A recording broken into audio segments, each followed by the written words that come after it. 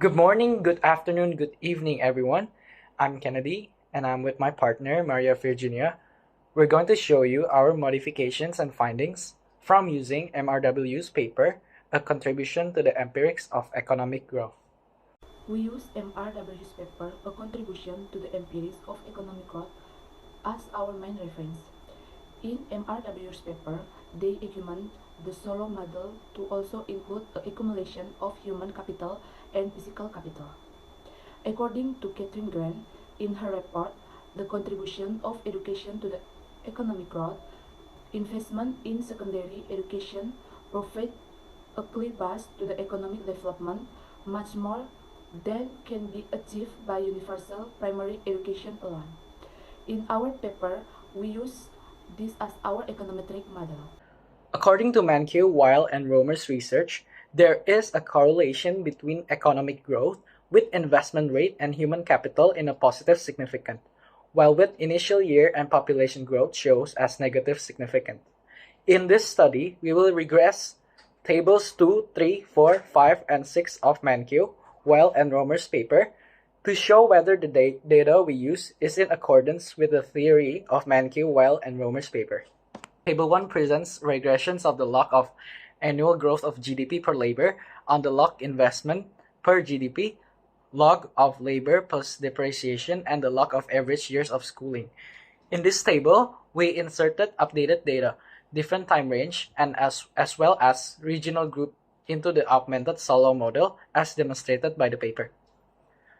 The solo model still holds up to this day when we look at the constant investment and the labor depreciation. However, recent data shows that secondary school education is not as significant as it was. In our regression, secondary school years are not as significant anymore to the GDP growth. In MRW's paper, secondary school years are still significant and affect human capital greatly. Using recent data in our paper, it is not the case anymore. This is Table 2, and in Table 2, we test the log of annual growth of GDP per labor. The coefficient for the initial GNI for the base year of 1991 is significantly negative for all groups of countries. This means the growth for all countries are similar in an average. Like in MRW's paper, we made Table 3, which is Table 4 in their paper, and added investment per GDP and labor growth plus depreciation. All 4 samples have the coefficient on the initial level of income shows that it's significantly negative. It means that the evidence of convergence is still strong even in the different base year. And we also discovered that in ASEAN group, the investment per GDP variable doesn't affect the result significantly. In EU's case, both new measures did not affect the variable at all as they are not significant. There must be other variables that keep the convergence going in the EU.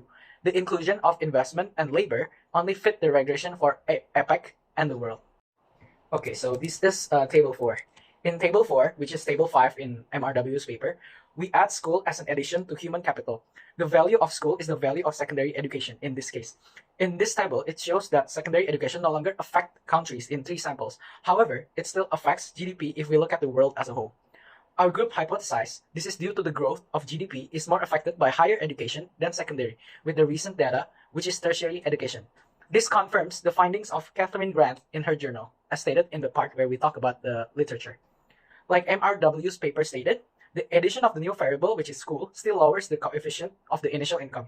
Adding school still fits the regression, even though it isn't very appropriate since it's not significant. Also followed MRW's paper and created Table 5, which is Table 6 in the original paper, where we imposed similar restrictions. Unlike MRW's paper, our restricted regression shows that it affected the school variable. Once again, further proves Catherine Grant's claims about tertiary education. The other results are similar in other variables to Table 4, which means that all restrictions are accepted except for schooling.